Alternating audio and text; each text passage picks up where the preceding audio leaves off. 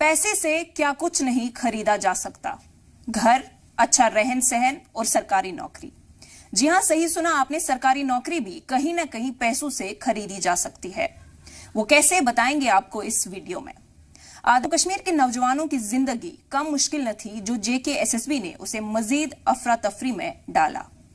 JK service selection board के scam ने लाखों नौजवानों के मुस्तकबिल को अंधेरे में धकेल दिया।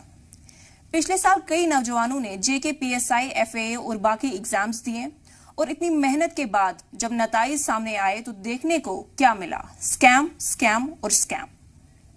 हुआ कुछ यूं कि एक ही परिवार के 4 अरकान रिजल्ट में एक पेपर में अगर 50 मार्क्स स्कोर करते थे तो वहीं दूसरे पेपर में उन्हीं एवरेज कैंडिडेट्स के मार्क्स 100 से ऊपर थे। ऐसा सिर्फ एक परिवार के साथ नहीं हुआ, बल्कि लाखों कुंभों में फैमिली रिक्रूटमेंट का स्कैम देखने को मिला।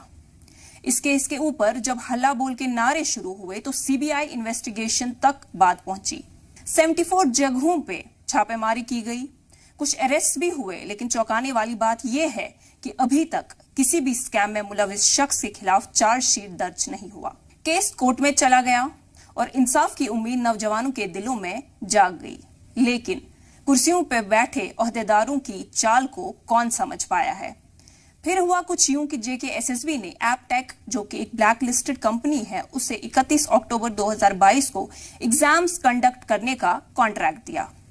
एक ऐसी कंपनी जिसमें UP और कई जगहों में स्कैम्स किए थे और कई स्टेट्स में वो ब्लैक लिस्टेड थी, उससे क्यों JKSSB ने कॉन्ट्रैक्ट सौंपा, ये एक बहुत बड़ा सवाल है।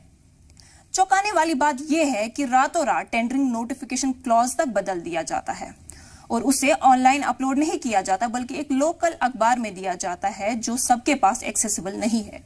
केस जब सिंगल बेंच में गया तो एग्जाम्स क्वेश्चन करने का ऑर्डर आया और ये बोला गया कि रिटायर्ड जज की एक कमेटी तश्कील दी जाएगी जो प्रोब करेगी। SSB ने डबल बेंच को अप्रोच कर इम्तिहानात कंडक्ट करने की परमिशन ले ली और SI के एग्जाम CBT मोड में लिए गए। 19 पैराग्राफ ऑर्डर में चीफ सेक्रेटरी अरुण कुमार मेहता ने CBT मोड में एग्जाम्स कंडक्ट करने का हुक्म सादर किया। कैंडिडेट्स के मुताबिक केस में इन्फ्लुएंस का काफी रोल रहा। पेपर आउट ऑफ सिलेबस आया। JEE का जो पेपर था वो एक वेबसाइट से कॉपी किया गया था। इतना ही नहीं, एग्जाम्स के दौरान पहली शिफ्ट में ही सोर्स लीक होता है और अगले शिफ्ट में आने वाले बच्चों को पेपर में आने वाली सारी जानकारी हासिल हो जाती है। इसके बाद हुआ एक और खुलासा।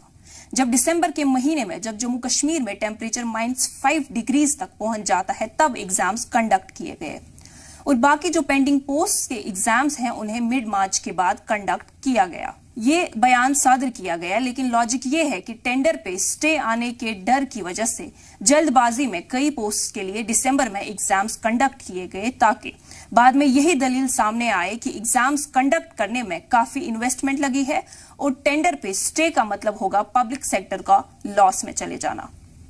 हाल ही में स्टेनोग्राफर के एग्जाम्स के नताइज सामने आए और हुआ कुछ यूं कि एक ही परिवार के 4 कैंडिडेट्स के रोल नंबर्स एक साथ सीक्वेंस में रखे जाते हैं और चारों कैंडिडेट्स एग्जाम में सेम मार्क्स स्कोर करते हैं। आखिर कोइंसिडेंस भी कितना? ऐसे में वो एस्पिरेंट्स जिन्होंने दिन रात मेहनत की कहां जाएंगे? किससे मदद की गुहार लगाएंगे? क्यों आए दिन JKSSB अपनी क्रेडिबिलिटी खो रहा है? क्यों JKSSB बद इंतजामी और बदउनवानी की मिसाल बन रहा है? क्यों JKSSB ने एपटेक जैसी ब्लैक लिस्टेड कंपनी को कॉन्ट्रैक्ट दिया?